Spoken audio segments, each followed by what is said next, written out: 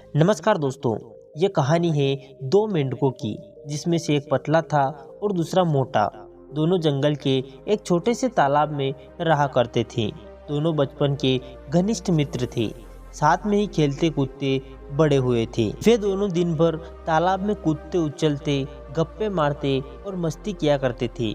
उन दोनों को ही तालाब के आसपास के इलाकों की नई नई जगहों पर घूमना अच्छा लगता था। एक दिन ऐसे ही साथ में दोनों घूमते हुए जंगल के बाहर एक खेत में पहुंच गए। वहां उन्होंने देखा कि एक ग्वाला अपनी गाय का दूध निकाल रहा था। उन्होंने कभी भी किसी को ऐसे दूध निकालते हुए नहीं देखा था। ग्वाले ने दूध निकालकर एक बाल्टी में भरकर रख दिया। वे दोनों उस दूध को देखकर बड़े ही आश्चर्य में थे, क्योंकि उन्होंने आज से पहले यह कभी नहीं देखा था। उन्होंने तो जंगल में केवल तालाब का गंदा पानी ही देखा था। कुछ देर सोचने के बाद उन दोनों ने यह फैसला किया कि इस सफेद पानी में तैरने का मजा ही कुछ और होगा।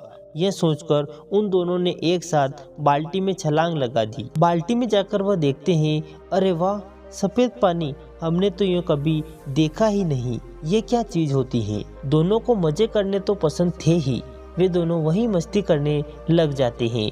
वे तैर रहे होते हैं और खूब उछल कूद करने एवं खुद मजे करने के बाद वह जो मोटा वाला मेंढक होता है वह कहता है, चल यार, अब घर जाने का समय आ गया है, जंगल वापस चलते हैं।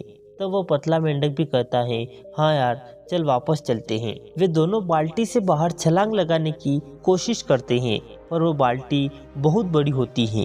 वह छलांग लगाने में नाकामयाब रहते हैं। वह दोनों बाल्टी के किनारे पर जाकर बाल्टी की दीवारों पर छलांग लगाने की कोशिश करते हैं, और वह देखते हैं कि वह बहुत ही ज्यादा फिसलन है। वह जब भी कूदने की कोशिश करते हैं, उनके पैर फिसल जाते हैं। उन्होंने लगातार कई बार प्रयास किया, कभी बाल्टी के बीच से तो कभी बाल्टी के किनारे एवं उसकी दीवारों के सहारे कूदने का, लेकिन दूध की चिकनाहट और उसकी फिसलन की वजह से वह बाल्टी से बाहर नहीं निकल पा रहे थे। अब जो वो पतला वाला मेंढक होता है वह मोटे वाले मेंढक से बोलता है, भाई देख, निकलना तो हमें है इस बाल्टी से बाहर, तो हमें कोशिश तो करते रहना पड़ेगी। पर हमने बहुत बार कोशिश कर ली, इसलिए मुझे लगता है हम खुद तो इस बाल्टी से बाहर नहीं निकल पाएंगे, क्योंकि यह बहुत ही ज़्यादा फिसलन है। तो हम क्या करते हैं, हम तैरते रहते हैं। अगर हम तैरते रहेंगे तो कोई ना कोई आकर हमें बाल्टी से बाहर निकाल ही देगा। मोटा मेंढक उस पतले मेंढक की बात को मान लेता है और दोनों तैरते रहते हैं। 1 घंटा, 2 घंटा, 3 घंटे हो गए। वो तैरते रहते हैं, कोई भी आकर उन्हें बाल्टी से बाहर नहीं निकालता है।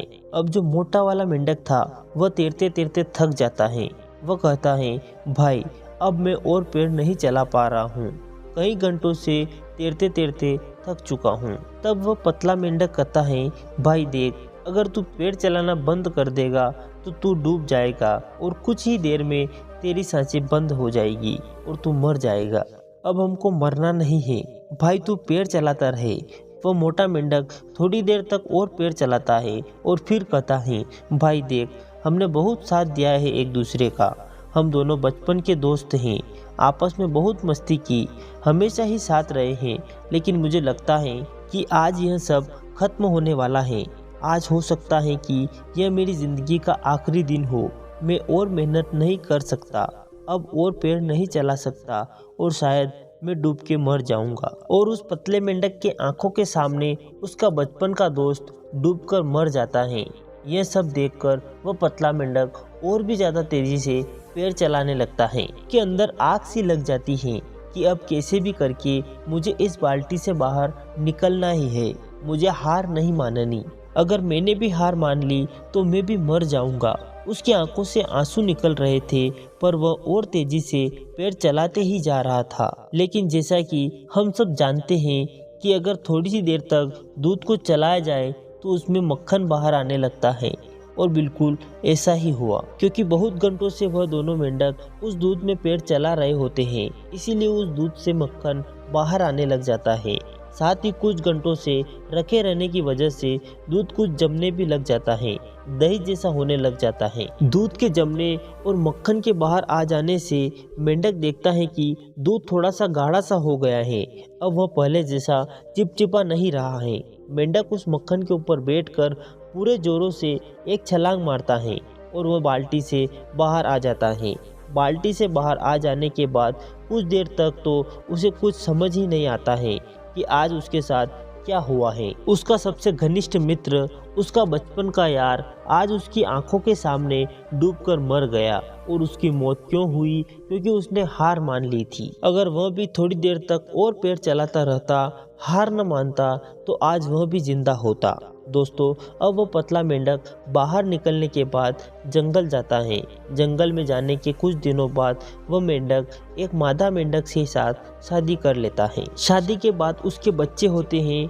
वह अपने बच्चों का नाम अपने उस मोटे दोस्त के नाम पर ही रखता है और अपने बच्चों को रोज शाम को पतला मेंढक यही कहानी सुनाता है कि मेरा एक मोटा दोस्त हुआ करता था जिसके साथ मैं पूरे जंगल में घूमा करता था।